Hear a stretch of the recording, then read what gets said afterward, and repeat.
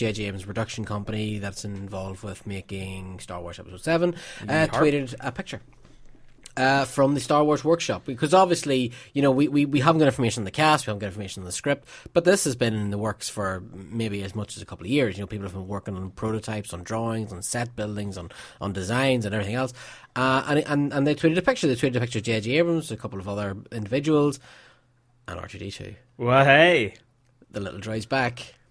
Indeed, the little astro droid of destiny. Little astro droid of destiny. Now, I figure we knew. I mean, you said this yourself. Well, we knew R2 was coming back, but it is nice to have confirmation. Confirmation. That's as bad as me saying Merlin Durrell last time around. Confirmation. I can't wait to talk about this the next time. I can't believe we've got information on Air to Dare to. So we've now got a picture of J.J. Abrams with R2-D2. Fantastic stuff. It wouldn't be Star Wars. No, that's R2, right? That's enough to give you a tingly sensation, right? That's J.J. Abrams with R2-D2. Yeah, and you know what? He looks so chuffed. I'll bet he does. He looks really chuffed. Wouldn't you be? Yeah, I mean, he has that look on his face that, whenever we go to the Star Wars events and you see the kids and the droid builders are there with the remote control R2s and stuff, and you see the kids going over and they've got that smile. J.J. Abrams has that smile. Yeah. He has that smile. Rightly so. It's like, oh my God, that's R2-D2. He has that smile. I get to direct him. Yes. I get to tell him where to go in a scene. I get to tell him where to go. Speaking of Star Wars, right? Uh-huh. I sat down at the weekend with my 2 kids and my wife, and I said, you know what? We're going to watch Star Wars New Hope, because my kids haven't watched it. Believe it or not, right? Believe it. My son watched it a few years ago, but he was too small. He doesn't really remember it. Yeah. So I says to him, right, you're going to sit down and watch Star Wars. Do you know why I thought? Because I wasn't in a particular hurry to watch Star Wars with him. But obviously I'm a big Star Wars freak. You've been in my house. I have the posters, I have the toys, I have all the stuff around, and I'm a big Star Wars freak. Really? You're a Star Wars freak? Yeah. I never picked that up. But my son every now and again tells me little bits of information about Star Wars. Han was put in carbonite by Boba Fett. Really? How do you know that? Angry Birds. Angry Birds, yeah, I remember that. Angry Birds. Both soul-lifting and soul-crushing in equal measure. No, soul-crushing. And Star Wars Lego, because he watches that Yoda Chronicles, or whatever he calls it, the Yoda Chronicles, the Star Wars Lego animated series. He watches that, and he watches the Star Wars Lego movies, and he's basically getting the whole story without watching the movies. Right. And, And that's sacrilege, of course. It kind of is. And even my wife was like, right, you know what, we're sitting down and we're watching Star Wars, because it's only a matter of time until he goes, wow, Anakin Skywalker's Darth Vader, and he's Luke Skywalker's father, and that's it. That's it. Once you know that, and that's it. So we sat down last Sunday, and we got the sweets, we got the crisps and soft drinks, pulled the sofa up close to the TV, we sat down, boom, stuck on New Hope. And I think it's a rebellious streak in him. I think he likes winding daddy up and not wanting to watch Star Wars. But I knew he was enjoying it because, he was antsy in the right places, and he was, and he was following the plot. He knew exactly what was going on, because I kept saying to him, do you understand what's happening here? Because I remember as a kid watching Star Wars and not having an idea what the story was. I had no idea what the story was about. Yeah. I remember the Death Star and Vader and everything else. But honestly, whenever you're a kid watching it, it's one of those movies where you kind of have to go with it. Yeah. Oh, that's cool. Big space battle. Kind of. Oh, that's cool. Look at that. That guy's got a laser sword. Yeah, well, that's how Star Wars was for me for years. And then I remember whenever I got a wee bit older, I think maybe around 10 or 11, I sat down one day, because I hadn't watched it for a year or two, and I sat down one day and watched it, and I was like, oh wow, there's a story to this. Yeah, this actually makes sense. It's not a load of random things. Yeah, it's not like cool stormtroopers and that's all there is to it. There is actually a story to this. And he was really into it. And the scene with the trash compactor? Yeah. He was so antsy at that bit. And the Dianoga. And he was just like he was fidgety as hell. Yeah, he was like, oh my God, are they going to get out of this? But the thing is, it's a very traumatizing scene. It is. Because they really go for it in that scene. Yeah. So much so to the point where Mark Hamill actually got a bloodshot eye from fighting the Dianoga. The water. Yeah. So and the bit where it lets him go and he suddenly comes out of the water and the Dianoga's gone. Yeah. And I said to Kane, do you understand? He goes, yeah, he knows it's going to close. He heard the noise, and so he cleared off to his hiding space. And I was like, yeah. So he was following it. He was well into it. So we got to the end of the movie. My wee girl, she was watching it, but she was just, because she's only small, right? Yeah. And she was bouncing around, and every now and again she stopped watching and she bounced around some more. And she didn't seem to be paying a lot of attention to it. But he was watching it, and I said to him at the end, I said, well, what do you think? Did you like it? Did Star Wars float your boat? Okay. And he was like, out of 10, a 9. And I thought, you know what? Okay. I'll take it. I'll take it. That's pretty good. For a movie that was made in 1977. Yeah. You'll take that. Yes, I will. And I could tell that he he still didn't want to tell me that it was awesome, but he pretty much thought it was awesome. Yeah. So that was that. So we watched Star Wars and we're all quite happy. Now, the next morning, Monday morning, we're getting the kids up ready to school. My wife goes, she takes my wee fella to school, and I drop my wee girl off when I ain't going to work. Mm-hmm. So my wife's gone, and my wee girl's downstairs, and I have this month's Star Wars Insider laying in the kitchen. And my wee girl picks it up, and she's flicking through it. Daddy has Princess Leia. Daddy has R2-D2. Daddy has 3PO. Daddy has that. And she's laughing her head off because every time she sees Chewbacca, she goes, "That's the big walking carpet." And I'm like, you know what? That'll do. That'll do. So she can't wait to watch Empire Strikes Back this weekend. Yeah. And he, while he probably can't wait to watch it, he's like, do I have to watch it? But the thing is, there are some moments in your life that are just defining and life-changing. One of those moments is when you watch Empire Strikes Back for the very first time. Because what a movie. That's all I can say. Especially at your wee lad's age. Mm-hmm. He'll lap that up. Yes. Because it's awesome. Yes. So awesome you punch your own mic. But yeah, it's seriously, I mean, by the end of that film, he's going to be up and bouncing around going, but what happens next? Yeah, and then you go, well, you have to wait the next Sunday. And of course, for us, we had to wait another 3 years. Indeed. Yeah, but for him, he's going to have to wait until next Sunday. See, that's something as well. I know for a fact, especially now that J.J. Abrams has got his nerdy claws into the franchise, we're going to get an Empire Strikes Back style ending again.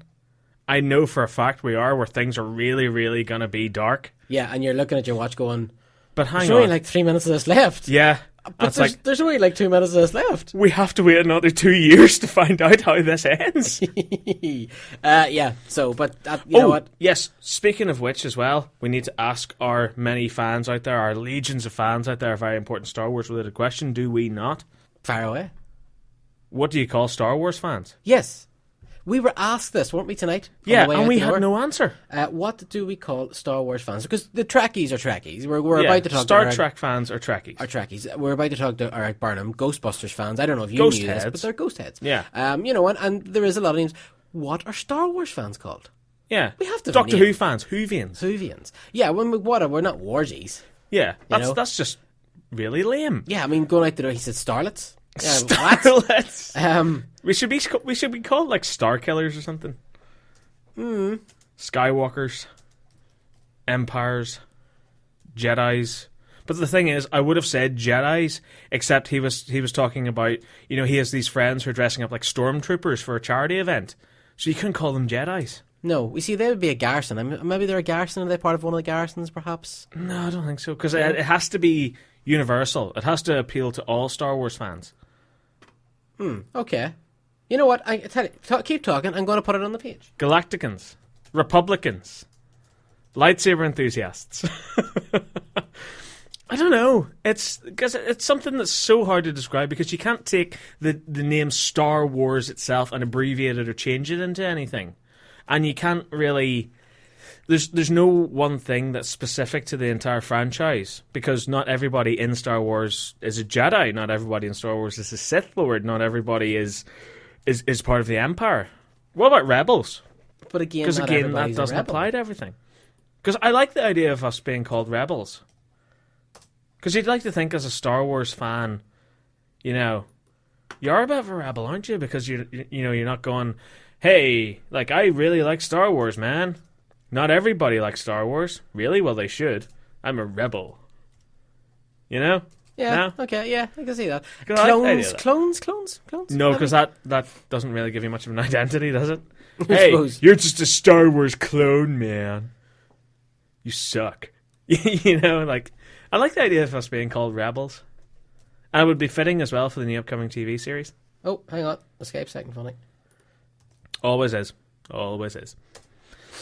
Yeah, okay, so I've put it on the board. All right, so if you're listening to the show right now and you think to yourself, I've got an idea. I know what we could be called. Or maybe maybe in my Star Wars fandom or your Star Wars fandom, we've missed this. Maybe. I doubt it, though. Yeah, I think we'd know. We're very clued in when it comes to Star Wars. I think we'd know. I mean, we're at Celebration Europe. Not once did I hear anybody call somebody, hey, rebel, Yeah. I mean, exactly, because, because you would have picked up on it. Yeah. Yeah, okay. I'm kind of worried because I put on the Facebook page, what if Star Trek fans are Star Trek or Trekkies, what are Star Wars fans called? And I have a funny feeling you might get a couple of non-Star Wars fans who get quite abusive. You could get name calling going on here. Yeah. Okay, so you have to... What do you call a Star Wars fan? You call him a bleeding... Yeah, tube. Something or other. Right, okay. See you next Tuesday. Let's get Mr. Erik Burnham on the phone. Erik Burnham, of course, is the man who is currently writing the IDW Ghostbusters. He's written it from the start. It's been going now for 2 years. Yeah. He is one of the only men who, when asked if he is a god, he says yes. he says yes. Okay, and rightly so. Let's get him on the old Skype. Do let's. Okay, Erik, can you hear us? I can indeed hear you. Erik, it's great to have you back on the show, sir. Oh, nice to be back. Thanks for having me. No, not at all. It's our pleasure. You're talking to Marc and... Saxon, hello. Yes. Listen, first and foremost, thanks very much for entertaining me last night on Twitter. I was talking to you. I had to go, right, I need to let this man go. Because when I get into talking Ghostbusters, it's embarrassing. Yeah, we've stayed up to like 3 o'clock in the morning talking about Ghostbusters in the past. It's dangerous stuff. Yeah. Well, I understand the impulse, believe me. Yes, I should think you do. Now, listen, for anybody that's listening to the show, first-time listeners or whatever, who are hearing you here, quickly give us a wee bit of information about who you are, Erik, what you do. Okay, well, I am a writer for IDW's Ghostbusters Ongoing. Been doing that for the last couple of years. I've branched out into a couple other comics, done some Teenage Mutant Ninja Turtles. I've done some Scarlet Spider at Marvel, and I did some creator-owned work back in the day. So yeah, just a bunch of writing of comics and 80s properties and fun such like that. Okay. Now, Ghostbusters is probably the thing. Would you say it's fair to say it's what you're best known for at the minute? I would think so, yes. Okay. And by the way, you were rocking that Proton Pack. If anybody goes to our Facebook page, they'll see the art that I've posted on there. It's a great feeling to have a Proton Pack on, isn't it? It is. It was nice. It was finally. I was at a convention last weekend in Maine, and the local Ghostbusters group was there. They had some great props.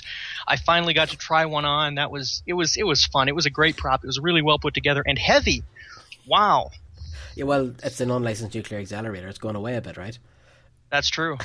I've never actually worn one. You've never had a Proton Pack on? No, because the thing is, like, where I was at Heroes and Legends, and I saw some of the guys, and like they really go to town on it. Like they've built the proper Proton Pack replica. They've got the proper jumpsuits and all on.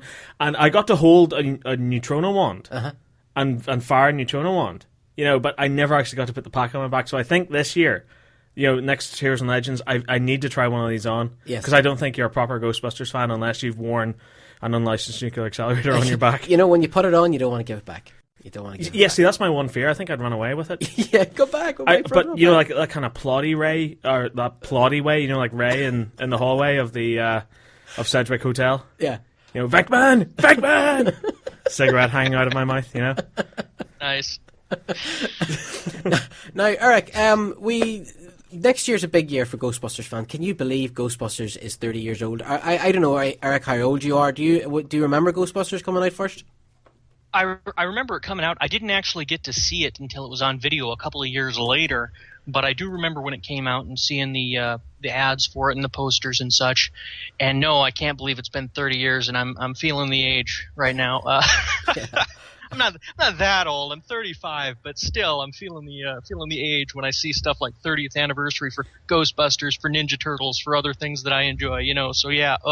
Yeah, it's like putting on the Golden Oldie station on the radio, and they're playing stuff that you have in your CD collection that you bought when it came out.